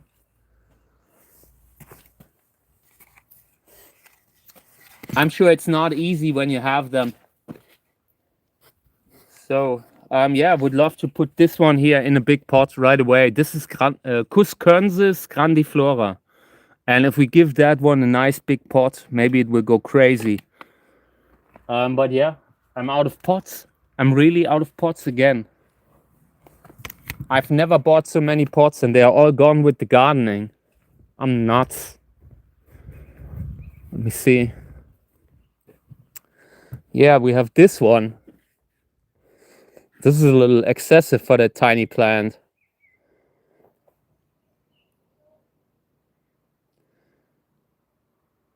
Oh, yeah, I haven't seen any, like, I haven't watched all the comments. Maybe someone was filtered out. Let me see. We don't have these here, but it doesn't show any kind of comment that it filtered out. I'm not sure, but we don't have them. Like that kind of an ant, I would definitely avoid if we would have them here. I've seen these in the media, I guess. Yeah, no, we can't use that for that. That would be crazy. But we will put something else into this in the next days. I want to fill that up and then we will buy new ones. Oh, this could be useful maybe. Or is it completely broken? No, this is okay. We can still use that. This is okay. Yeah, come on. For now. Better than no pot at all. Sometimes you can't be, how do you say, beggars can't be choosers. So yeah, let's use this one. Come on.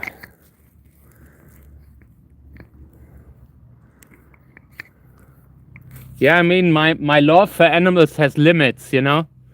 I've talked about it yesterday in the video. I mean, the limits are usually reached with the mice. I find mouse infestations really bad, like rodent infestations. And I'm pretty happy that Kami takes care of that, like at least in the house, you know, and also outside to a certain degree. I love animals, but all friendship ends when they're pooping into your food and that kind of thing, you know. So I've been really making sure that the house is free of mice. It's a bad thing when you are not sure, like when you go into the kitchen and you are not sure if something has eaten your food and that kind of thing. I hate that. Like I have an old house. My grandfather built that house in the 1950s or so. And it's very hard to keep it 100% empty. Like there are little holes, you know, that you always have to patch. And you're constantly patching holes to make sure they are not getting in. And I really hate that. Like that's where my limit is in regards to animal love. Okay, yeah, and this is the meat. Check it out. This is pumice. This is just washed pumice, and it's not a bad medium, in my opinion. They look pretty okay, but they need more water now. I think they will do much better in the coconut fiber. So, if I had these in a good medium right away, they would be much bigger. They would already be flowering probably. Okay. Yeah, and the second one here, this is tiny. We could lose this one at any time, but I hope we will not. So now the label.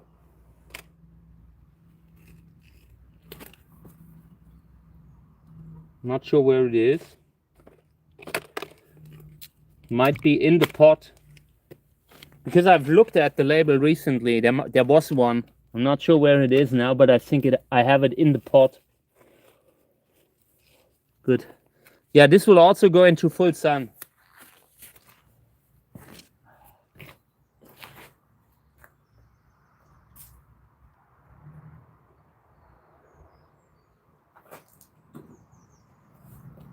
Okay. This is nice.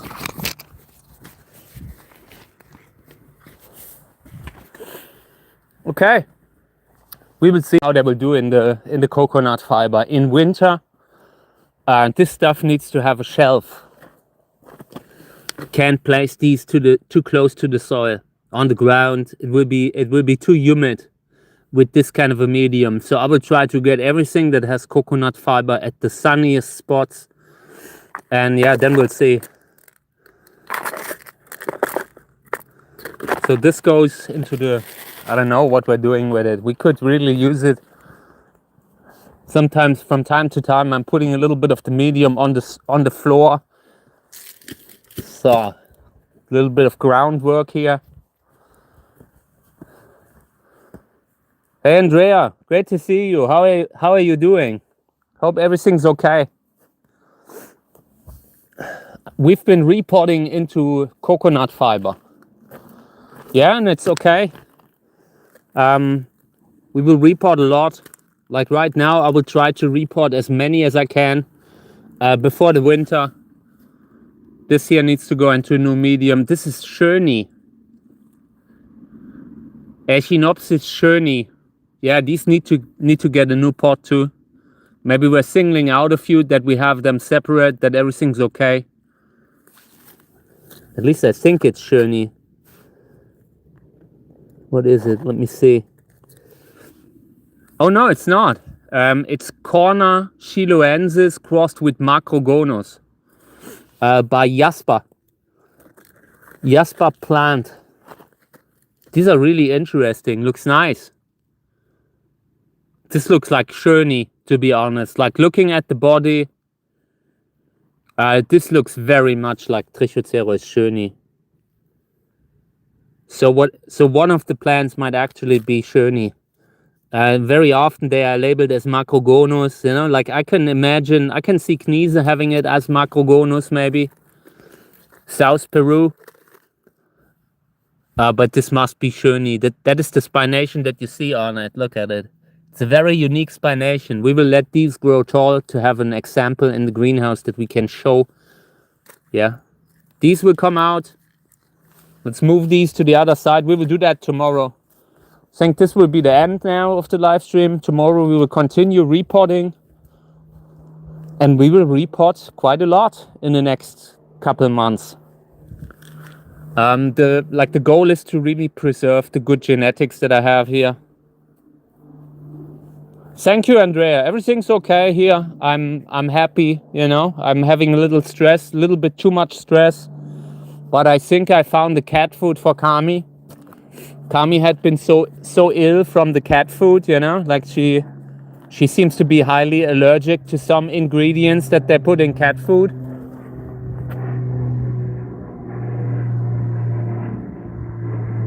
Yeah, and now that I have one that she likes, that is a really good thing. That happens rarely. Like in the last, she's 17 now, and I never had the feeling I had the right food for her, you know. And this is the first time that I feel like maybe we have something that works. Would be great at her old age, you know. Yeah, and apart from that, I mean, we've cut back a plant here that had reached the roof. Everything is before the next flower flush. I actually wanted to fertilize the whole collection today, and we will then do that tomorrow or in the evening. Might also do that as a video, because we're getting to the point when they need energy for the second flower flush. This one we will propagate, by the way. This is a plant that I really want to propagate in the next couple months. Super beautiful, could be great for breeding. It has 4 or 5 or 7 ribs here. This goes to the people who kind of sell plants, sell Brigesi with 4 ribs. This is one of the cultivars that does it from time to time. But yeah, they can grow and drop ribs as they please. So when a plant has 4 ribs for a while, it doesn't mean they have it all the time. Quite the opposite. When a plant has 4 ribs, it usually grows another one right after, like relatively fast. But this one here, so far it seems to be somewhat consistent, and maybe we can propagate that, you know. Yeah, Kami's okay, really. Like she made a great impression. Like she appreciates what I did for her, you know. And seeing that really made me like become emotional, you know, because she's so old now. Every morning when I get up could be the last, you know. Like every day when I wake up, I feel like, you know, she could not wake up. So I'm just happy when she has good quality of life. What does that mean? Do the cacti grow to the golden ratio? What does it mean? I can't tell you because I don't know what it means. But they feel pretty golden to me. Yeah, 4 ribs is just a trait that is very rare. And like in general, I would never believe it. When I buy a plant with 4 ribs on the market, I would never believe it. Never. That it's a permanent trait. If it happens, if it's actually a permanent trait, then I would use that. Then it would be an add-on, you know. But I would take it as a given that they will grow more ribs later on.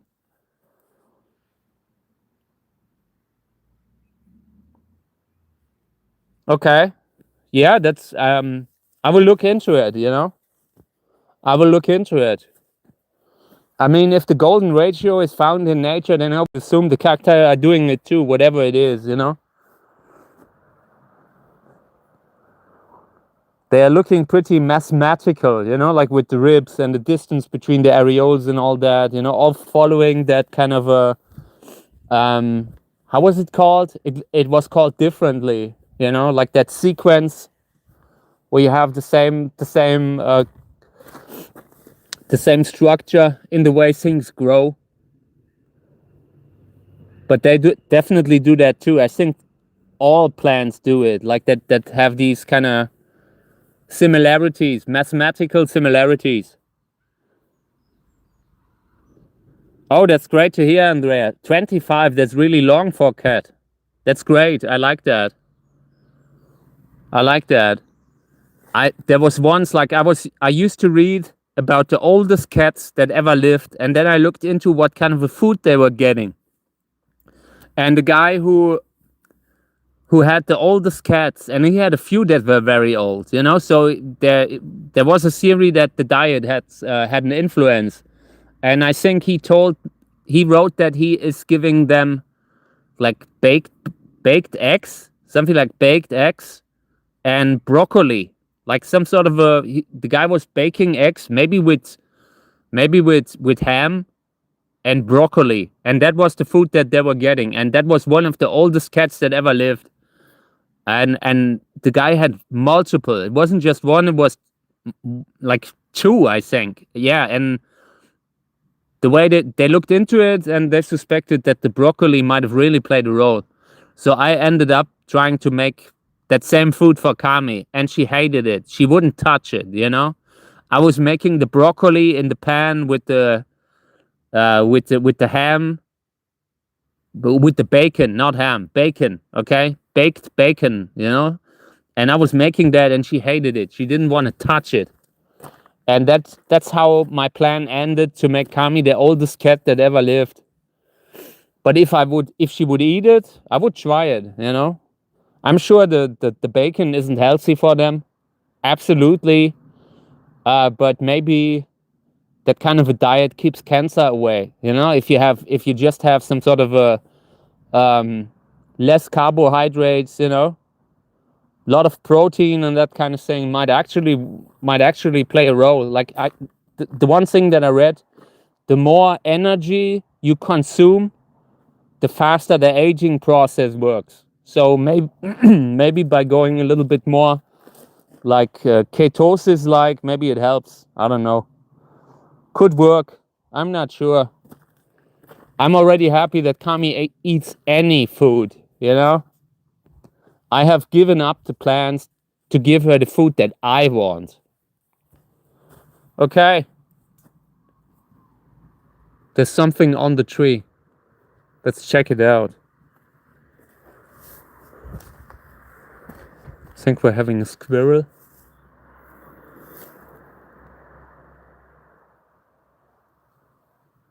Yeah, could also be a bird. By the way, these trees here, at night, they are full of dormice, you know, like these kind of, they look like gray squirrels, and they are living here at night. I've seen them jump around on the trees here, on these. They're really fascinating animals, and they look a little bit like squirrels, a little bit bigger eyes. You only see them at night.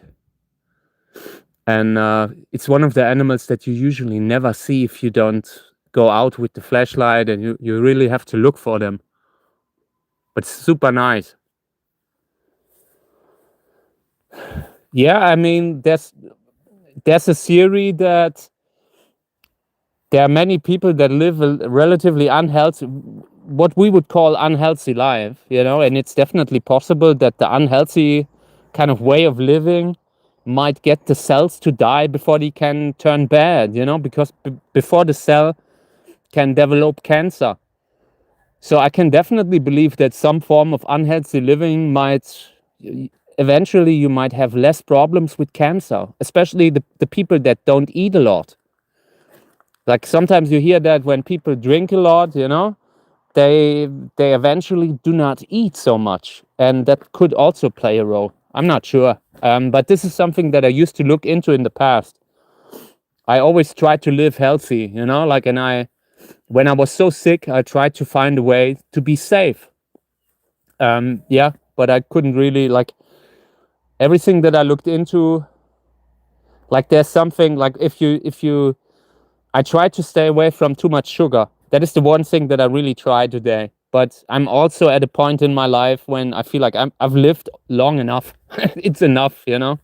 I don't really need to grow like another 30 years or 40. I don't need it. It's already been a pretty long life for me. So my diet, like me eating healthy, like it has limits these days. I was really worried about that, you know. I was reading all the ingredients of everything unto a point where it wasn't healthy anymore. And today everything went into the different direction. Now I don't really worry about that at all anymore. You know, like once you have lived, once you feel like you lived a long life and you are happy with life, I could go tomorrow and I would be happy. You know, I did what I wanted to do in life. Like with the channel that I did, I left so many videos already. You know, I could go tomorrow and I would be happy. So I'm just living into the day now, and I haven't been feeling better ever since, you know. What is that? Teasel. I have never heard that. Teasel. Is that a plant?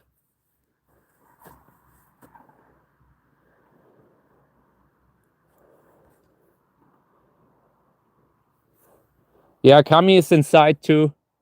Like if Kami would be walking around here, she would be gone within a week. I can tell you that. Like the road downstairs would be the end. Okay.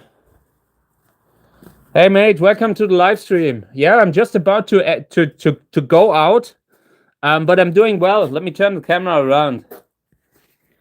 Hey, let me clean the camera a little bit here. I've been completely in the mud. I've been repotting coconut fiber and that kind of thing. Yeah.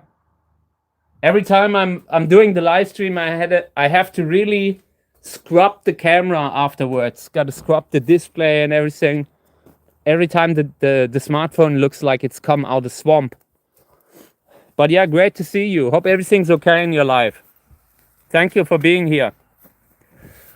Yeah.